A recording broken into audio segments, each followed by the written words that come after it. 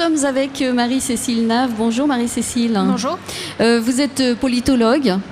Vous êtes l'auteur de ce livre que l'on peut visualiser ici, Trump, l'onde de choc populiste. Vous êtes docteur en sciences politiques de l'Université Paris-Dauphine. Vous êtes chercheur également. Vous êtes une spécialiste des États-Unis, on le dit comme ça ? De la droite américaine en particulier. D'accord. Vous avez publié de nombreux ouvrages et vous intervenez fréquemment dans les médias. Pour la politologue, justement, des spécialistes des États-Unis que vous êtes, le personnage Trump, c'est du pain béni. Hein. C'est un personnage haut en couleur. Il y a beaucoup de choses à dire sur lui. Hein. Oui, c'est assez fascinant pour les observateurs, au-delà de ce qu'on peut en penser à titre personnel. Mais c'est vrai que c'est très intéressant à étudier comme phénomène. Parce que c'est un phénomène qui nous en dit beaucoup, non seulement sur les évolutions de la société américaine, sur les évolutions du conservatisme américain, mais aussi, je crois, sur l'évolution de nos démocraties occidentales en général. C'est pour ça qu'on a choisi avec l'éditeur ce titre, l'onde de choc populiste, parce que si le populisme américain a ses spécificités, il y a aussi beaucoup de points communs entre Trump et des tentations populistes qu'on retrouve en Europe occidentale. Ce livre nous explique les enjeux de cette élection américaine, les implications d'une éventuelle justement prise de pouvoir par Donald Trump. Oui, ce que j'ai voulu faire, c'est essayer de comprendre comment il avait pu émerger et qu'est-ce qui avait fait son succès. Au-delà de toutes les outrances du personnage, au-delà de tout le côté provocateur, comment cet homme a-t-il pu arriver presque de nulle part ? C'est ça. Comment les Américains ne l'ont pas, comment est-ce qu'ils ne l'ont pas vu arriver justement ? C'est étrange. Oui, parce que personne n'y a cru. Il s'est déclaré candidat en juin 2015 depuis sa Trump Tower à New York en descendant le grand escalator de manière très grandiloquente et jusqu'au début des primaires en février dernier, personne n'y a cru, ni les médias, ni les observateurs dont je fais partie, ni surtout, c'est plus inquiétant pour lui, le Parti républicain. Et puis après, il a gagné les primaires une à une, et donc là, on s'est dit, tiens, voilà, c'est quelqu'un qui peut être investi par le parti.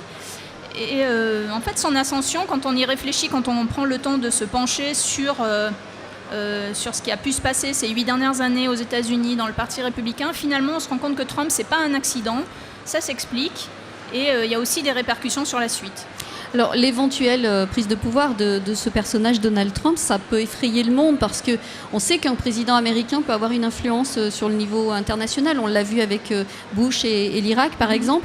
Mais peut-être qu'en interne, il y a le Congrès quand même qui freine un petit peu. Est-ce que les Américains pourraient compter là-dessus en se disant, bon, oui, c'est un personnage un petit peu particulier, voire caricatural, mais il y a quand même le Congrès qui freine. Hein.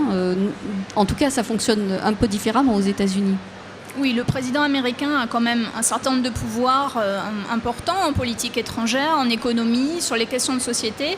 Mais autant il peut agir par executive orders, c'est-à-dire par l'équivalent des décrets chez nous, autant il a besoin d'une majorité au Congrès et notamment au Sénat pour pouvoir prendre un certain nombre de décisions.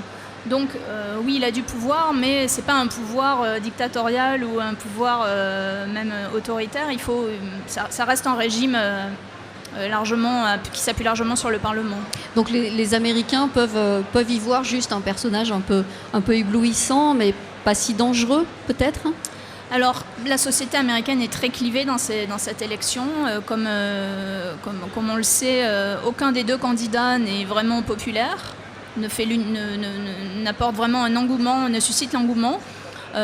Il n'empêche que ce sont deux programmes politiques, mais surtout deux projets politiques, avec un storytelling, un esprit très différent entre Clinton et Trump, et ça clive beaucoup le corps électoral américain. Est-ce que ça ne serait pas aussi peut-être un personnage qui correspondrait à une certaine Amérique que nous, on ne voit pas forcément bien d'ici. Nous, on voit l'Amérique de New York, l'Amérique de Los Angeles, mais on ne voit pas forcément l'Amérique de la campagne, qui s'appelle sûrement pas d'ailleurs la campagne là-bas, et ce côté un peu populiste, effectivement, et qui donne l'illusion que on peut réussir, on peut être milliardaire, on peut avoir une jolie femme, qui l'exhibe d'ailleurs assez facilement. Est-ce que justement, ce ne sont pas plutôt ces Américains-là qui sont tentés de voter pour un Donald Trump ? Alors en France, on a souvent un regard un peu condescendant sur l'Amérique du Midwest, sur cette Amérique qui vote Trump, grosso modo, parce que c'est pas que le Midwest, mais c'est quand même un électorat plutôt peu diplômé, pas diplômé du supérieur, qui a plus de 45 ans, qui vit dans des régions effectivement plutôt rurales ou périurbaines, qui ne vit pas dans les grandes métropoles, New York ou Los Angeles ou Washington. On a souvent en France un regard un peu condescendant vis-à-vis de cette population-là, que les Américains qualifient de rednecks, qu'on pourrait traduire par ploucs. Et parce qu'en France, les médias et les observateurs sont quand même globalement plutôt du côté du Parti démocrate. Si on prend les dernières élections, il y avait toujours un engouement en France plutôt pour les candidats démocrates, y compris du temps de Bush père et fils. Et en même temps, on a l'équivalent en termes de population dans notre pays, c'est-à-dire une population qui est inquiète d'un certain nombre d'évolutions sociétales, l'immigration, la place de l'islam, la construction européenne, la mondialisation non seulement économique mais aussi culturelle, c'est-à-dire les influences culturelles, le cosmopolitisme, le multiculturalisme, et puis quelque chose qui est aussi commun entre les États-Unis et la France, qui est la très grande défiance de la part de la population vis-à-vis des élites, que ce soit les élites politiques, les élites économiques, qui se sont beaucoup enrichis avec après la crise de 2008. Il y a des écarts très grands entre les plus pauvres et les plus riches qui se sont creusés avec la crise de 2008 en Europe comme aux États-Unis. Et puis les élites intellectuelles également. On voit qu'il y a un fossé qui se creuse entre le peuple et les élites. C'est très connu comme diagnostic. Ça, c'est un point commun très fort entre les États-Unis et l'Europe. On peut savoir beaucoup de choses, plus encore que le peu que vous venez de nous dire dans votre livre, donc Marie-Cécile Nave.